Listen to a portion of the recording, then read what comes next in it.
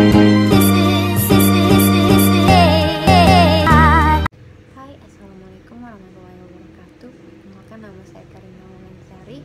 Pada video kali ini saya akan menjelaskan tentang definisi, tujuan, dan kerangka kerja mengenai manajemen risiko proyek. Yang pertama, definisi.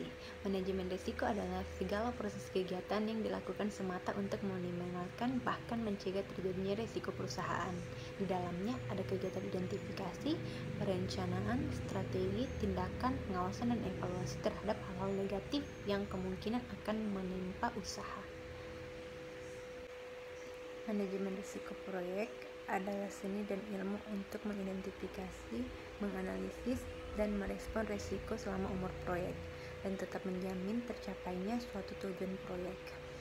Manajemen risiko proyek yang baik akan mampu memperbaiki keberhasilan proyek secara signifikan, bisa membawa pengaruh positif dalam memilih hal proyek, menentukan nilai lingkup proyek, dan membuat jadwal yang realis dan estimasi biaya yang baik. Yang kedua, tujuan. Secara umum, tujuan manajemen risiko yang utama adalah mencegah atau meminimasi pengaruh yang tidak baik akibat kejadian yang tidak terduga melalui penghindaran risiko atau persiapan rencana kontingensi yang berkaitan dengan risiko tersebut. Dalam manajemen proyek, risiko proyek adalah suatu peristiwa atau kondisi yang tidak pasti dan jika terjadi mempunyai pengaruh positif atau bisa juga negatif pada tujuan proyek. Suatu risiko mempunyai sebab dan bila terjadi akan membawa dampak. Oleh karena itu, risiko dapat dinyatakan sebagai fungsi dari kemungkinan dan dampak.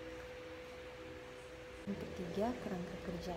Kerangka kerja yang merupakan struktur pendukung untuk membangun sesuatu bisa diidentifikasi dengan rangka yang berdiri kokoh untuk mendukung atau menopang sesuatu yang akan dibangun. Dalam manajemen risiko terdapat 3 hal yang menjadi inti, yaitu prinsip, kerangka kerja, dan proses manajemen risiko. Ketiga komponen prinsip, kerangka kerja, dan proses manajemen risiko digambarkan sebagai sistem terbuka yang saling berkaitan.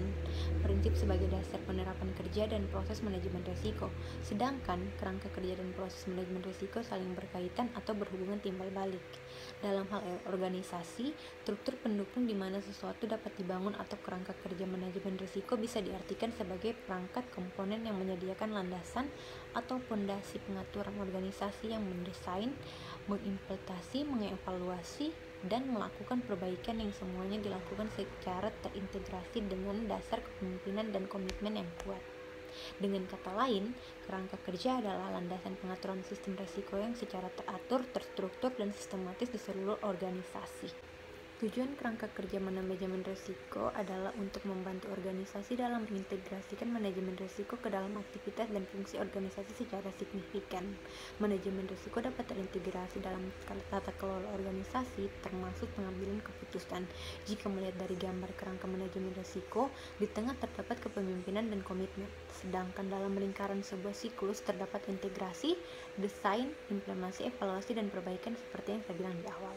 Kepemimpinan dan komitmen yang berada di tengah berarti menjadi pusat atau fokus sebagai landasan utama yang mampu menggerakkan siklus atau putaran sekelilingnya yang terdiri dari integrasi, desain, implementasi, evaluasi, dan perbaikan sebagai suatu siklus seperti lingkaran.